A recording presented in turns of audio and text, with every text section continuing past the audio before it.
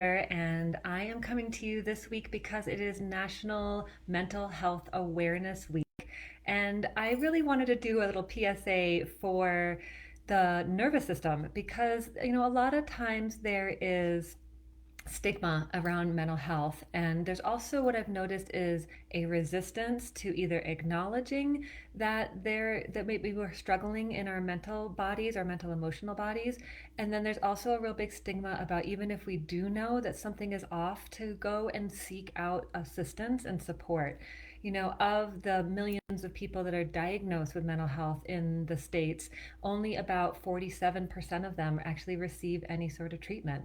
So, what this means to me is that um, we're really missing out on an opportunity because we still carry this very strong stigma in our culture that we should tough it out, that we should be stronger than whatever it is, that we should have the wherewithal to push through it, or that it is some sort of weakness or some sort of shame associated with struggling with anxiety, overwhelm, stress, burden, depression, insomnia, obsessive compulsive disorder. We joke about having OCD, but it's a very real thing where and these symptoms, just like any other symptom or sign in your body, is presenting itself as a divine messenger. It is trying to get your attention so that you can expand into the next layer of your being.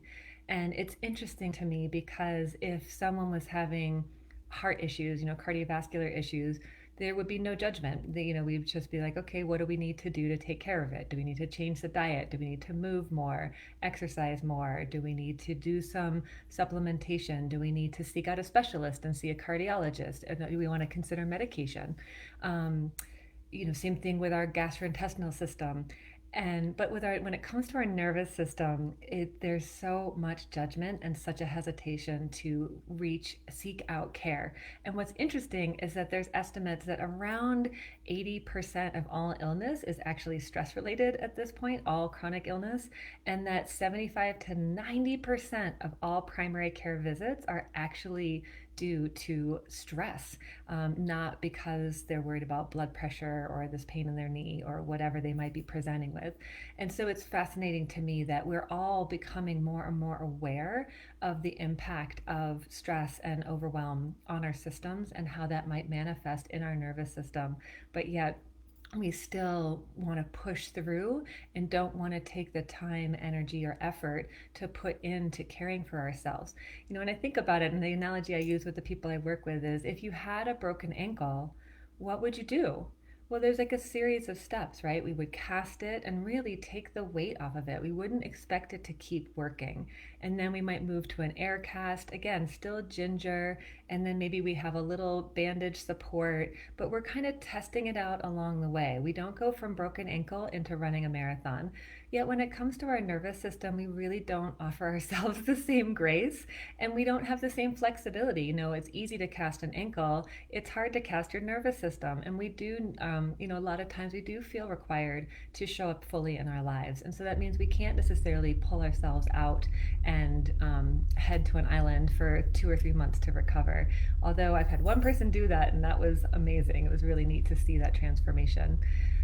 So, I guess my offering to you today would be really, how can you support and nourish your nervous system? How can you acknowledge the mental, emotional experience that you're having in this skin suit, and really offer it as much love and compassion and curiosity as you would if you had, I've got some little tendonitis in my elbow, or your digestion's off, or sleep is funny, or you're getting headaches, so that same kind of curiosity, like, what is this and what's going on and how could I support myself differently?